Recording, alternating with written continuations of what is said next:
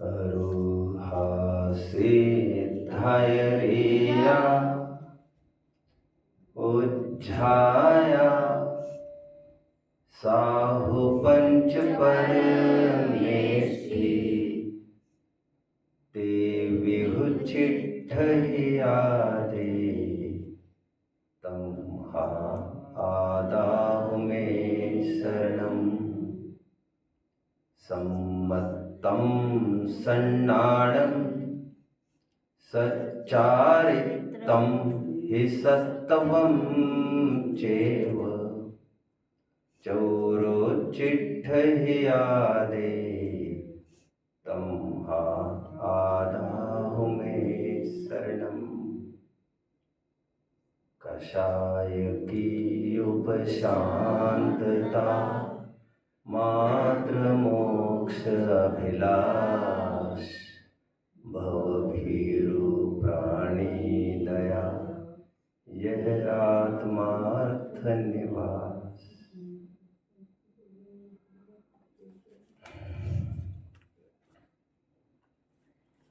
मोक्षार्थियों,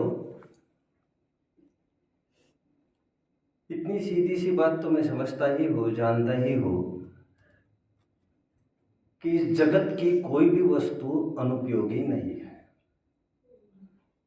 हमें पढ़ाए जाने वाले 6 सामान्य गुणों में से वस्तुत्व गुण का भाव है भी यही, जिस शक्ति के कारण वस्तु अपना अपना प्रयोजनभूत कार्य करने में समर्थ है, अर्थ क्रियाकारित्व से युक्त है, निष्क्रिय नहीं है, निकम्मी नहीं है। ऐसी कोई वस्तु ही नहीं है जो यूजलेस हो इस दुनिया में। यह मैं जानता ही हूं। यह तो जानकार के ऊपर है कि वो जानता कितना है कि ये कितने काम की वस्तु है। इसलिए आजकल काफी सारे कैंप्स भी होते हैं जो ये बताते हैं कि इसमें ये हुनर है, इसे ये करना चाहिए। कभी कभी ये होता है कि व्यक्ति स्वयं नहीं जानता मेरे में क्या हुनर है, और दूसरा ढूंढ निकालता है कि इसमें यह हुनर है। जैसे हम लोग कभी पामर थे, हम लोग ये नहीं समझते थे कि भगवान हो जाएंगे, और आचार्य गुरुओं ने हमको तुरंत बता दिया, अरे तू भगवान होने के लायकात का है। कभी कभी ऐसा भी होता है, विभूति हमारी, कैलिबर हमारी, एलिजिबिलिटी हमारी, एबिलिटी हमारी, और हम बेखबर है उससे। हो सकता है कि नहीं बच्चों?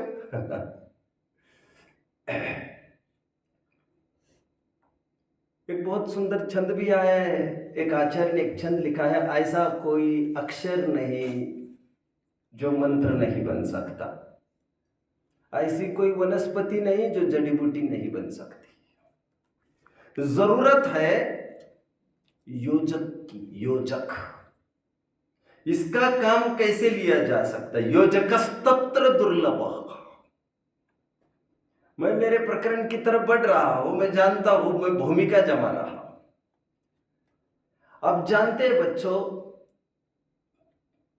5 उंगलियां हैं हमारे पंजे में।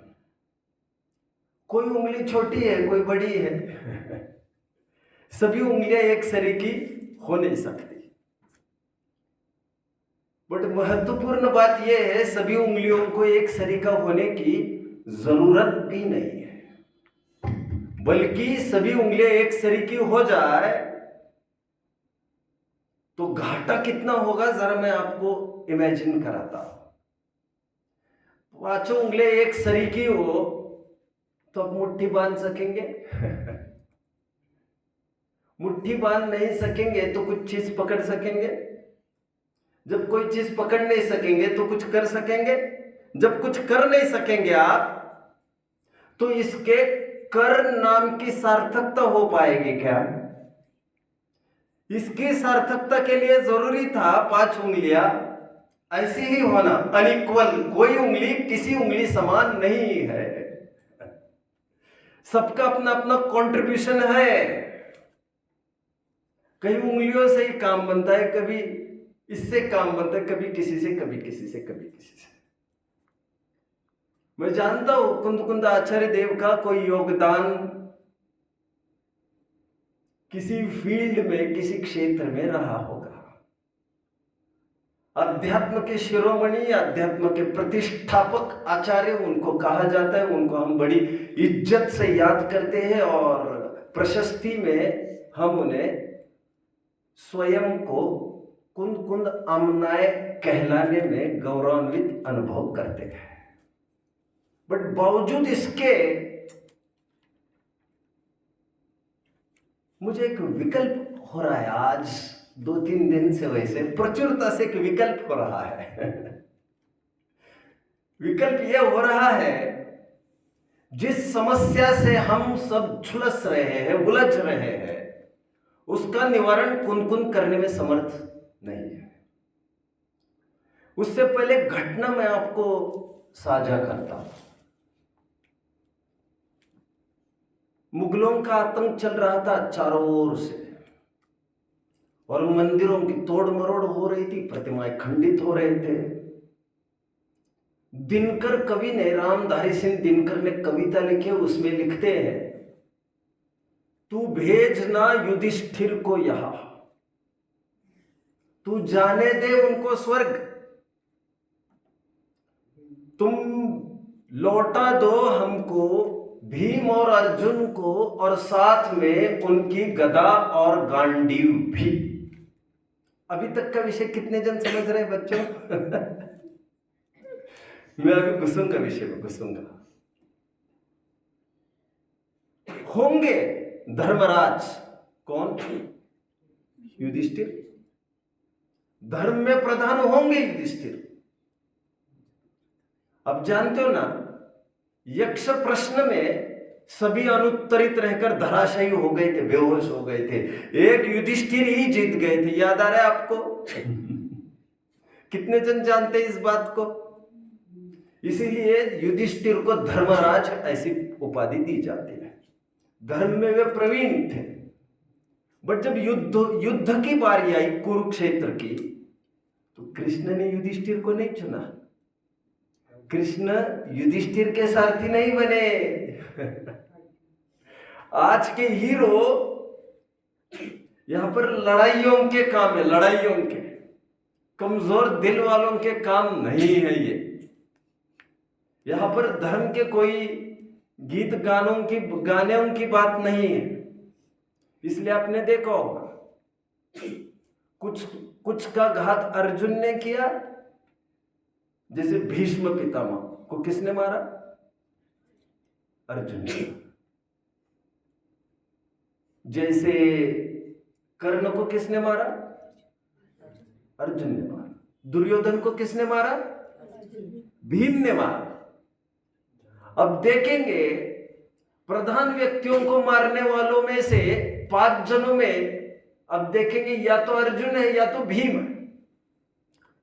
और जब मुगलों का आतंक बना अभी अभी, तो दिनकर कवि ये कह रहे हैं, याद कर रहे उस प्रसंग को, कि तू भेजना युधिष्ठिर को यहां, तुम युधिष्ठिर को यहां पर कदापि मत भेजो, तुम उनको जाने दो। कहा? स्वर्ग जाने दो उनको। तुम यहां पर इस समय में भेजो किनको? भीम और अर्जुन को, और साथ में उनकी गदा और उनके गांडीव को, क्योंकि यहां पर धर्म की चर्चाएं नहीं करनी है। यहां पर हमारे ऊपर आ पड़ी है, आ बीती है। संकट का निवारण करने के लिए एंग्री यंग मैन चाहिए, कुछ हथियार वाले चाहिए। यहां पर आत्मा की चर्चा बताने के लिए कुंद कुंद आचार्य देव का प्रमुखता से उदय हुआ, ऐसा हम सब समझते हैं। यद्यपि कुंद कुंद आचार्य के पूर्व भी आत्मा की चर्चा थी। आत्मा रस रूप गंध आदि से भिन्न है, ये गाथा कुंद कुंद स्वामी के पूर्व भी पाई जाती थी। अरसम रूवम गंधम अवत्तम चेदना गुणम सद्दम जान अलिंग गहनम जीवमणि दिट्ठ संठानम। समय सार की 49वीं गाथा है, जो 5 परमागमों में पाई जाती है। आत्मा की चर्चाएं सांख्यों में भी है, आत्मा की चर्चाएं वेदांत में भी है, आत्मा की चर्चाएं इस्लाम धर्म में भी है, आत्मानं विद्धि के जय घोष वे भी करते हैं, अहम ब्रह्मास्मि का गुंजन वे भी करते हैं, अल्लाह अकबर वे भी कहते हैं। आत्मा की चर्चा पाएंगे, भारत के सभी दर्शनों में आत्मा की चर्चा पाई जाती है। इसलिए भारतीय दर्शनों को आध्यात्मिक दर्शन कहा जाता है। कुंद कुंद नहीं होते तो हमें आत्मा की चर्चा कौन सुनाता का कोई बहुत बड़ा सवाल नहीं है, घबराने की जरूरत नहीं है। और वो अनुमान से कुछ हो भी जाता, क्योंकि फीलिंग पावर पकड़ में तो आती ही है। आज मुझे ये लग रहा है बच्चों, चरणान योग की जो चर्चा आज मैं करने जा रहा हूं छोटी सी, यदि समंत भद्राचार्य देव उसे न बताते तो अन्य दर्शनों में तो इसकी चर्चा ही नहीं है। लेकिन हमारे एंटायर जैन दर्शन में भी ऐसी कोई विवक्षाएं अन्यत्र नहीं मिलती है। समंत भद्र स्वामी का जितना स्मरण किया जाए उतना कम है। मुझे 1, 2, 3 दिन में इतनी याद आ रही है समंत भद्राचार्य देव की। समंत भद्राचार्य देव 1800 वर्ष पूर्व हुए, कुनकुन स्वामी उमा स्वामी के बाद। इतनी याद आ रही है। वैसे याद तो एक लौकिक शब्द है, मैं महिमा कहूँ तो थोड़ा अच्छा रहेगा, लोकोत्तर शब्द हो जाएगा। इतनी महिमा आ रही है समंत भद्राचार्य देव की कि मुझे बार बार यह कहना लग रहा है, तू भेज ना कुंद कुंद को यहाँ, जाने दे तू उनको स्वर्ग को जाने दो अथवा विदेह को जाने दो, जहां जाना है जाने दो उनको। तू भेजना कुन कुन को यहां, जाने दे तू उनको विदेह, लौटा दे हमें हमारे समंत भद्र और उनका श्रावकाचार भी। क्या है खासियत इसमें बच्चों, अभी बताता हूं मैं। वैसे कुनकुन स्वामी होने को पहले हुए समंत भद्र के पूर्व, उन्होंने 8 मूल गुण पर कोई चर्चा छेड़ी ही नहीं। उमा स्वामी हुए, उन्होंने भी 8 मूल गुण पर कोई चर्चा नहीं छेड़ी।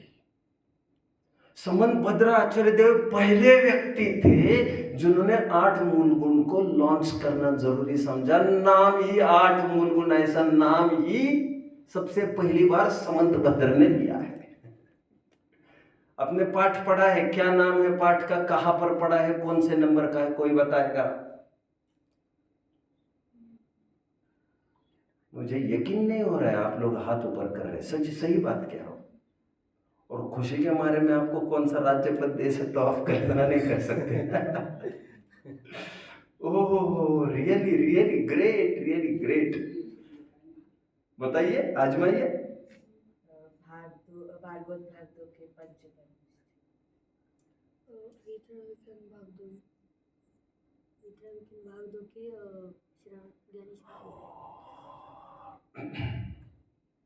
हमने बाल बोध भाग 3 पाठ 3 श्रावक के 8 मूल गुण, ऐसा पाठ पढ़ा है बच्चों। बालबोध भाग 3 के तीसरे पाठ में। और आज मैं ये कह रहा हूं अष्टमूल गुण, ये शब्द ही समंत भद्राचार्य देव का है। हाँ, कुनकुन स्वामी ने इतना तो किया, 12 व्रतों के नाम जरूर लिखे। हमने और एक पाठ पढ़ा है बच्चों, ज्ञानी श्रावक के 12 व्रत। 12 व्रतों के नाम जरूर लिखे कुनकुन स्वामी ने, अत्यंत संक्षेप में, चारित्र पावड़ में। और उमा स्वामी ने भी 12 व्रतों के नाम तो लिखे, थोड़े विस्तार से भी लिखे होंगे, शायद 7वें अध्याय में। फिर कुछ व्रतों की भावनाएं भी लिखी गई, कुछ व्रतों के अतिचार भी लिखे गए, काफी कुछ संक्षिप्त चर्चा कर गए उमा स्वामी। बट 8 मूल गुण की चर्चा किसी ने भी नहीं छेड़ी। सबसे पहली चर्चा, पहली बार चर्चा छेड़ने वाले कौन रहे बच्चों? इसलिए मुझे समंत भद्र स्वामी की बहुत महिमा आ रही है कि बेसिक रिक्वायरमेंट, एलिजिबिलिटी क्या होना चाहिए जैन कहलाने के लिए क्या क्राइटेरिया है, ये उन्होंने सेट किया। अभी और महत्वपूर्ण बात है, वैसे उसके बाद 20, 25, 50 आचार्य विद्वानों ने 8 मूल गुण की चर्चा की। उनके बाद फिर सिलसिला चालू ही हुआ। बट जितने 8 मूल गुण प्रसिद्ध है ना बच्चों, वे सब 8 मूल गुण बहुत दमदार नहीं प्रतीत होते हैं। अभी वैसे किसी को भी आप 8 मूल गुण के नाम पूछ लीजिए, लगभग वो क्या बताएगा? पारस जी बताइए।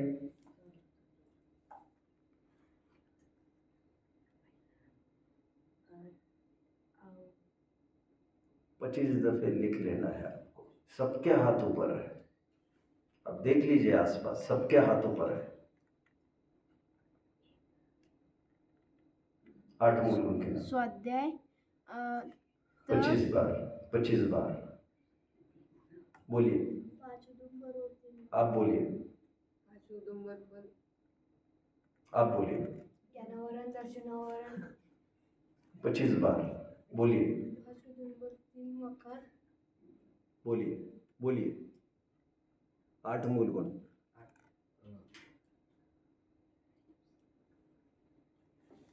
समझ लेना। 5 उदंबर फलों का त्याग और 3 मकार का त्याग।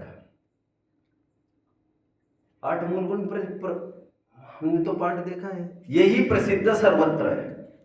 मंदिरों के बाहर यही लिखा रहता है, मद्य मांस मधु 3 मकार का त्याग, और 5 उदुम्बर के रूप में बड़, पीपर, पाकर, कटुमर, उमर, गूलर, जो भी हो। मुश्किल पड़ती है ना 5 नाम बोलने में, भारी मुश्किल पड़ती है। और मुश्किलता का कारण ये है, ना तुमने देखा है ना हमने देखा उसको। इन 5 की क्वालिटी किसको क्या क्या कहते हैं, ये कौन बताएगा? ये एनीवे, ये 8 मूल गुण चलते आ रहे हैं हमारी परंपरा में। कभी कभी इतनी हंसी आती है, जिसकी शक्ल भी हमने ढंग से देखी नहीं है अभी, उसके त्याग के नाम पर हम छाती पीटते जा रहे हैं, ये कहकर अकड़ते जा रहे हैं कि हम जैनी हैं, हम जैनी हैं। मद्य मांस मधु की थोड़ी देर के लिए छोड़ दीजिए। कभी कभी ऐसा लगता है, ये क्या कर रहे हैं आचार्य विद्वान, हमें कोई बच्चा समझ रखा है क्या? कि बच्चों की बातें कर रहे हैं क्या आप? कुछ भी गंभीर बात ही नहीं कर रहे आप। अभी बहुत जनों को तकलीफ होगी मैं जब ये कहूंगा तो। कितने जनों को थोड़ी तकलीफ हुई? अरे क्या बात कर रहे हैं आप मतलब कौन? आचार्य अमृत चंद्र स्वामी जी ने 8 मूल गुण ये गिनाए हैं जो हमें रटाए जाते थे आज तक बच्चों। मद्य मांस मधु का त्याग और 5 उदुम्बर फलों का त्याग, अंजीर जिसे हम कहते हैं, यही रटाए जाते थे। और जिसे मैं ये कह रहा हूं, क्या बच्चों का खेल लगा रखा है। और यकीन नहीं आता हो आपको तो आचार्य शिव कोटि हुए एक, उन्होंने अपनी रत्नमाला नाम के ग्रंथ में यह साफ साफ लिखा है कि ये जो 8 मूल गुण बताए जाते हैं ना, ये बच्चों के लिए बताए गए हैं, बच्चों के लिए। जो हम गले का हार बनाकर घूम रहे हैं वो हमारे लिए थे ही नहीं। अरे जो हमारे लिए था तुम मुझसे बेखबर रहे, तुम्हें लग रहा है कि वे दूसरों के, और दूसरों के जो है वो तुम्हें लग रहा है वे तुम्हारे अपने हैं। ओ कैसे अप्रैल फूल हो। समंतभद्राचार्य देव ऐसे व्यक्ति रहे जिन्होंने पहली बार यह कहा कि 8 मूल गुण कौन कौन से बच्चों समंतभद्र स्वामी की दृष्टि में कोई बताएगा? मैंने 3 अपेक्षाएं कही थी 8 मूल गुणों की, आपको 3 अपेक्षाएं याद आ रहा है आपको? एनीवे, सभी जन 3 बार मुझे ये लिखकर दिखा तो दे। 3 अपेक्षाएं चाहिए मुझे। वो कौन कौन सी अपेक्षा बताई थी ये आप अभी देख लीजिए, मैं अभी फिलहाल क्या कहूंगा समझ लीजिए थोड़ा। आचार्य समंतभद्र ने 5 अनुव्रत और 3 मकार का त्याग रूप 8 मूल गुण का है। मध्यमांस मधु त्यागे, जो मैं 2-3 दिन पहले छंद बोल रहा था सम्यक्तु की पात्रता में, मध्यमांस मधु त्यागे सहानुव्रत पंचकम अष्टमूल गुणानाहुर गृहिणाम श्रवणोत्तमा, ऐसा 66वां श्लोक है रत्नकरण श्रावकाचार्य का। और ये इतना व्यापक श्लोक है, कोई मुझे आप में से बताएगा क्या खासियत है इसकी? वे 8 मूल गुण जो आज तक पढ़ाए जा रहे थे, अमृतचंद्र स्वामी जी होंगे अध्यात्म के हीरो होंगे, बट समंतभद्र स्वामी जी की अपेक्षा के सामने तो उनकी अपेक्षा कोई बात ही नहीं लगती है। वो परिस्थितियां कुछ रही होगी जब उन्होंने वो कहा था, बट आज के परिवेश में इसका क्या काम, यह स्वयं रत्नमाला में शिवकोटि आचार्य बता रहे हैं। ये 8 मूल गुण अमृतचंद्र स्वामी वाले, 3 मकर और 5 उदुम्बर फल का त्याग, इनके सामने ये जो 8 मूल गुण बता रहा हूं मैं समंतभद्र आचार्य देव के, 3 मकर का त्याग और 5 अनुव्रत, इन दोनों को आमने सामने रखने पर आपको क्या प्रतीत होता है बच्चों? क्या प्रतीत होता है, क्या कहना है आपको इसमें? जो मतलब बड़ विफल जो 5 उदुम्बर फल है, वो 5 अनुव्रत में अहिंसा अनुव्रत में आ जाते हैं। शाबाश शाबाश, आगे बढ़ो आगे बढ़ो, और बोलो और आगे बोलो, गजब गजब।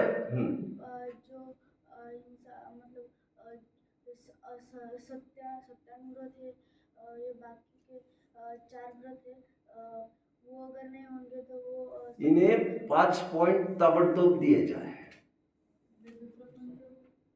नकल वकल इसके बाद करना नहीं। समझ में आया? नहीं तो और कोई माफ कर सकते हैं, मेरे कोर्ट में माफी नहीं। शाबाश, शानदार उत्तर आपने दिया। समंतभद्र आचार्य देव की विवक्षा व्यापक है, उनकी दृष्टि तो देखो कितनी व्यापक है। और बाकी सैकड़ों आचार्य विद्वानों की, जिन्होंने 8 मूल गुण की अपेक्षा ये लिखी है 3 मकर और 5 उदुम्बर फल का त्याग, उनकी अपेक्षा कितनी संकीर्ण है। उनकी दृष्टि व्यापक नहीं है, कुंठित है, एक ही जगह फंसी है। और उसमें आपत्ति यह पड़ती है, जैसे इन्होंने कहा भी कि समंतभद्र आचार्य देव के अहिंसानुव्रत में ही अकेले एक मूल गुण में ही इनके 8 समाहित हो जाते हैं। ताकत समझ में आ रही है? और आगे की बात सुनिए आप थोड़ी सी। 8 मूल गुण जो बताए गए हैं, 3 मकार और 5 उदुम्बर फल का त्याग, वे तो खाने की ही बात है। अहिंसानुव्रत भी पूर्ण नहीं है, वो इस्तेमाल करने वरने की बात नहीं है वहां पर, चलते समय कैसे चलने की भी बात नहीं है वहां पर। कितने जन मुझे फॉलो कर रहे हैं? अहिंसानुव्रत का भी छोटा सा दायरा कवर कर पा रहे हैं। समंतभद्र आचार्य देव की क्या देन रही है, कभी चर्चा टाइम मिलेगा तो मैं 7-8 घंटे उस पर बात करूंगा बच्चों। इसलिए आप जानते हैं, इकलौते मुनि ऋषि है, इकलौते आचार्य है जिनको सैकड़ों परवर्ती आचार्यों ने याद किया है, और वे दिग्गज आचार्य है समंतभद्र, जिनको कितने जन ने याद किया? सैकड़ों आचार्य। आपको क्या लग रहा है, कुन स्वामी को कितने जन ने याद किया होगा? अरे 10 भी मुश्किल से मिलेंगे आपको। कितने जन ताकत समझ रहे? ये चरणान्यों की ये विषय वस्तु हमें कौन देता? आत्मा की चर्चा कदाचित मिल जाती, मिल नहीं जाती तो फीलिंग तो हो ही जाती। एनीवे, उनका योगदान उनका अपना है, बट समंतभद्र स्वामी ने जो योगदान दिया 5 अनुव्रत और 3 मकर के त्याग का, ऐसा किसी ने, अभी देखिए कुछ ने फिर बाद में सप्तव्यसन के त्याग की चर्चा की 8 मूल गुण में, किसी ने मध्य मांस मधु के त्याग के साथ 2 व्यसनों की चर्चा की, जैसे वैश्य सेवन त्याग, परस्त्री सेवन त्याग, और कुछ अनुव्रत भी ले लिए। किसी ने कुछ मतलब जुगाड़ करके बहुत जनों ने फिर अनुव्रत ले तो लिए समंतभद्राचार्य देव के, बट ये इतनी व्यापक दृष्टि है, ये सब में समाहित कर जाता है। इसीलिए आज तक ये पाठ पढ़ाया जाता था बच्चों, श्रावक के अष्टमूल गुण, ये इसी लकीर पर पढ़ाया जाता था, 3 मकर और 5 उदुम्बर फल का त्याग। जब मुझे सौभाग्य मिला मंगलायतन में, और पवन जी भाई साहब जिनकी चर्चा मैं कल कर रहा था, कल परसों, जब उन्होंने मुझे कहा कि आप तो स्वयं कुछ पाठों की रचना करिए और हम अपना स्वयं का सिलेबस बनाएंगे, तो फलस्वरूप मैंने 8 पुस्तकें बनाई। मंगल प्रज्ञा 1 to 3, मंगल शासन नाम भी मैंने ही सोचे थे, मंगल शासन 1 2 और मंगल प्रभावना 1 2, 7 भाग ये छपे। जब मंगल प्रज्ञा 3 में तीसरा पाठ लिखना था, तो मैंने श्रावक के अष्टमूल गुण नाम नहीं दिया पाठ का। क्या नाम दिया मैंने जानते हैं? जैन गृहस्थ के 8 मूल गुण। क्योंकि श्रावक कहकर बिना मतलब के लोग क्या समझने लगते हैं, कोई बताएगा? वाह बोलिए बोलिए चतुर्गुण स्थान वरती व्रत आदि नहीं पाल सकता। बोलिए। तो फिर वो वही अहिंसा व्रत का ही ये करेगा पालन, और बाकी के 4 व्रत। आप लगभग सही कह रहे हैं, आप लगभग सही कह रहे हैं, आप ये ज्यादा ठीक कह रहे हैं। वैसे इन्हें दोनों को एक एक पॉइंट दे दिया जाए। यदि श्रावक के अष्टमूल गुण कहेंगे तो लोगों की बुद्धि कुछ ये हो गई है, और कर्णन योग में है भी ऐसा ही, कि श्रावक शब्द आते ही वे समझते ये पंचमूल स्थानवर्तियों की बात है, और हम तो अभी पंचमूल स्थानवर्ती है ही नहीं, मतलब अच्छा हुआ हम तो बच गए। तो किसी को ऐसा लगे ना, इसलिए मैंने टाइटल का भी नाम दे दिया, जबकि श्रावक यह नाम सामान्य है, पहले गुणस्थानवर्ती के लिए, चौथे गुणस्थानवर्ती के लिए और पंचम गुणस्थानवर्ती के लिए, तीनों के लिए प्रयुक्त किया जाता है। श्रावक ये वर्ड सामान्य है। जो पुस्तक लिखी थी ना अकबर के 9 ज्वेल्स में से, अबुल फजल और एक मैं नाम अभी भूल रहा हूं, दोनों ने मिलकर एक पुस्तक लिखी थी, आईने अकबरी। कितने जन ने नाम सुना है? शाबाश। अकबर ने एक धर्म की स्थापना भी की थी, दिन ए इलाही, एक पुस्तक की रचना की थी, आईने अकबरी, उन्हीं के टाइम। उस पुस्तक में जैनियों के बारे में जब चर्चा आई है, तो उसमें साफ श्रावक के शब्द पाया जाता है, और उसमें लिखा है जैनी लोग गृहस्थ को श्रावक कहते हैं। वहां पर गुणस्थान से लेना देना नहीं है। अच्छा लग रहा है मुझे, कम से कम वे लोग तो समझ गए, हम कब समझेंगे इस बात को? तो श्रावक कहकर कोई छल से किनारा कर जाता, इसलिए पाठ का नाम हटाकर मैंने कर दिया जैन गृहस्थ के अष्टमूल गुण। और वे जो परंपरा से चलते आ रहे अष्टमूल गुण थे, 3 मकर और 5 उदुम्बर, वो पाठ मैंने हटा दिया। आपको याद आ रहा है वो पाठ का स्टार्टिंग क्या थी? कोई बताएगा? संस्कार कक्षा में भी आपको यही चाहिए, प्रश्नोत्तर जैसे बालबोध 1 to 3 पर आपको यही प्रश्नोत्तर का रखना चाहिए। करिए, अभी छोड़िए मत, पीछे मत हटिए, तो आप पढ़ते जाएंगे और पीछे सपाट होते जाएंगे। और 2 दिन या 3 दिन पहले, हफ्ते भर पहले यह तय होगा इस बार बालबोध 1 2 3 पर प्रश्न पूछे जाएंगे, ओनली टेक्स्ट, या बालबोध 1 पर प्रश्न पूछे जाएंगे टेक्स्ट प्लस विवेचिका प्लस नोट्स। ऐसा पहले सिलेबस दे देना और फिर प्रश्नोत्तर कर लेना चाहिए यहाँ पर। एनीवे, तो एनीवे मैं क्या कह रहा था बच्चों? कुछ कह रहा था? हाँ, जो पाठ में नाम है उसको वहां पर प्रारंभ क्या है? कोई बताएगा? स्टार्ट क्या आया है? स्टार्ट कुछ इस प्रकार का है जिसमें यह कहा जा रहा है कि वैद्य ने कहा है कि शहद में मिलाकर खाना चाहिए। तुम्हें पता नहीं, एक जन कहता है हम जैन हम शहद नहीं खाते। कितने जन को याद आ रहा है? पाठ इस प्रकार प्रारंभ हो रहा है, और इस विधि श्रावक के अष्टमूल गुण वहां पर बताए गए। मैंने इस प्रकार नहीं किया है। पाठ को अष्टमूल गुण नाम देकर भी एक नई विवक्षा इंट्रोड्यूस करना चाहिए मैंने। और उस नई विवक्षा में ये लिखा है, मैंने विवक्षा ली है आशाधर जी की। आशाधर जी के 8 मूल गुण कौन से बच्चों? आशाधर जी ने भी क्या किया देखिए। आशाधर जी ने सोचा कि 8 इसके लिए काय के लिए खर्ची करूं जो अमृतचंद्र स्वामी जी ने किए। अमृतचंद्र स्वामी जी ने जो कहा है वो पत्थर की लकीर, ये किसने कहा? उन 8 को तो मैं 4 में ही गर्भित कर लूंगा। 3 मकर के स्थान तो 3 मकर रखे और 5 उदुम्बरों को एक में ही समाहित कर दिया। इस प्रकार उनके 8 मूल गुण 4 मूल गुण में ही समाहित हो गए। अब उनके पास और 4 ऑप्शंस बचे, तो उन्होंने रात्रि भोजन त्याग, नित्य देव दर्शन, जीव दया और अनछने पानी का त्याग, इस प्रकार उन्होंने 8 मूल गुण की रचना की। किन्होंने? आशाधर जी, पंडित आशाधर जी ने। ये लगभग 12वीं सदी में हुआ बच्चों। तो मैंने जो पाठ बनाया है ना, ये वो मैंने उन 8 मूल गुणों के आधार से बनाया है जो मुझे व्यापक लगा। अंत किस प्रकार के है देखिए जरा मैंने। लेकिन आपको एक डाउट आ रहा होगा। क्या डाउट आ रहा होगा? ये 2 विवक्षाएं तो हो गई, तीसरी विवक्षा का क्या होगा? कौन सी तीसरी विवक्षा? समन्वयद्राचार्य की, राइट। तो मैंने एंड क्या किया है देखिए। अभी किसी भी पाठ में होनी तो एक ही अपेक्षा थी, तो अंत में ये किया है मैंने, देखिए। अच्छा, भव्य कह रहा है, भव्य।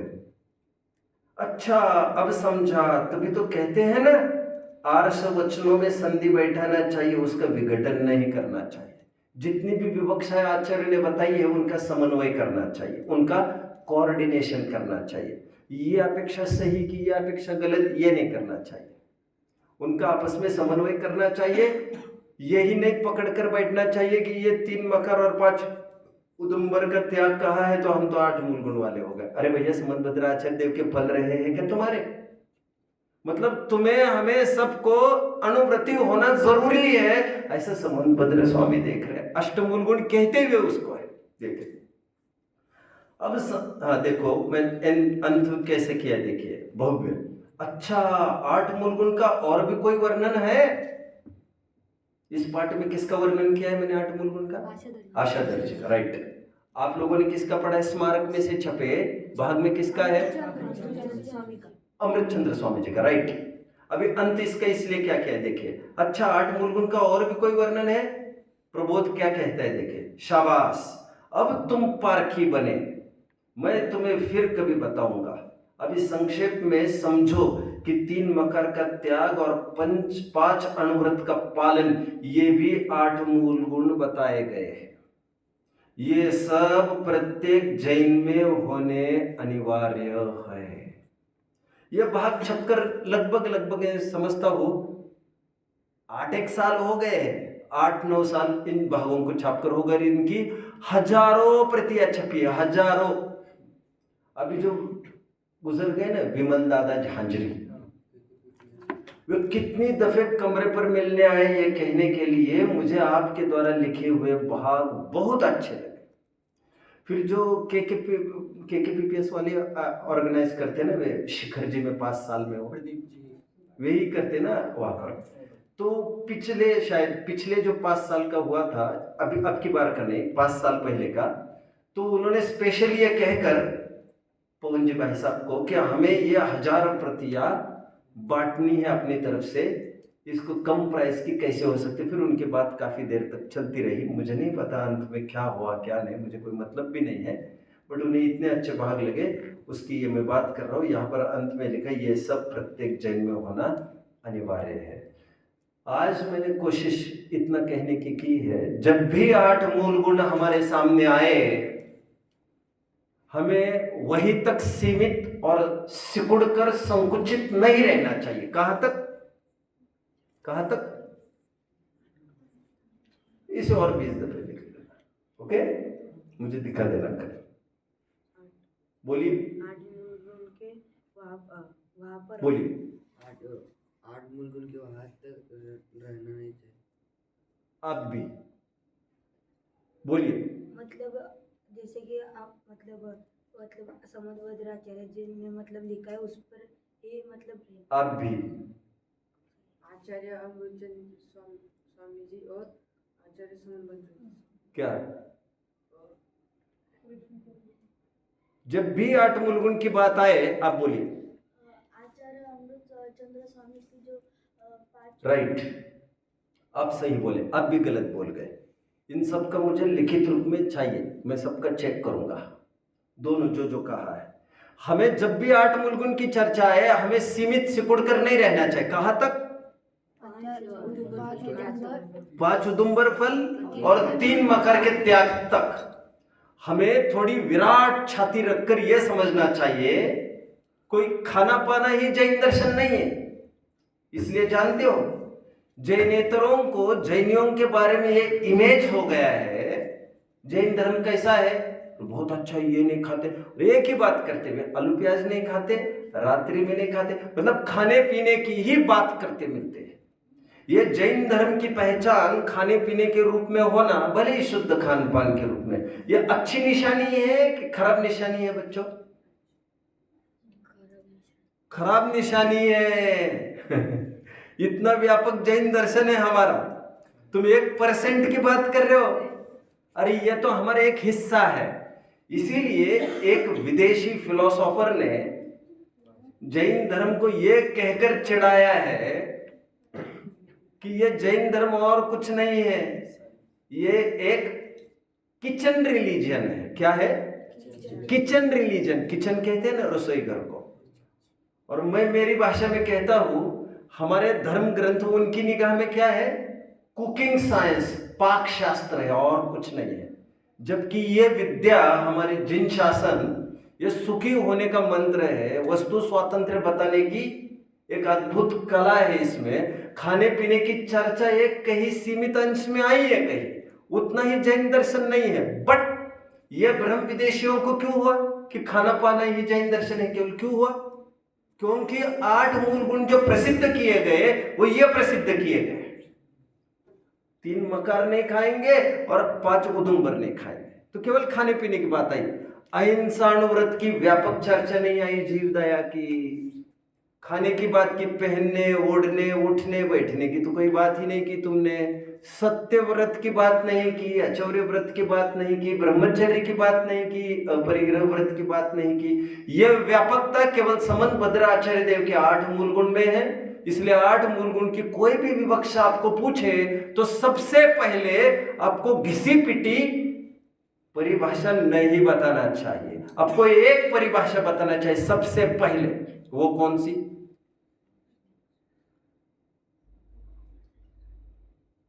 तीन इंपोजिशन हो गए, बोलिए। 5 अहिंसा अनुव्रत और 3 मकर। 5 अनुव्रत, सॉरी, 5 शाबाश, 5 अनुव्रत और 3 मकर का त्याग। बोलिए, 5 अनुव्रत। अभी तो सब बोलेंगे। सबसे पहले हमें समन भद्राचार्य देव की विवक्षा बताना चाहिए, 5 अनुव्रत का पालन और 3 मकार का त्याग। केवल खाने पीने पुरता सीमित हमारा जैन दर्शन नहीं है, लेकिन इससे वे रहस्य खुलते हैं जिसमें तुम हम सभी अनुव्रती होना अपेक्षित है। ये हमारी अनिवार्यता है कि हमें अनुव्रती होना है। अभी किस तरह के अनुव्रती, ये तो रोजाना अपनी चर्चा चली ही रही है, अन्यत्र उठा लेना चाहिए। ओम नमः।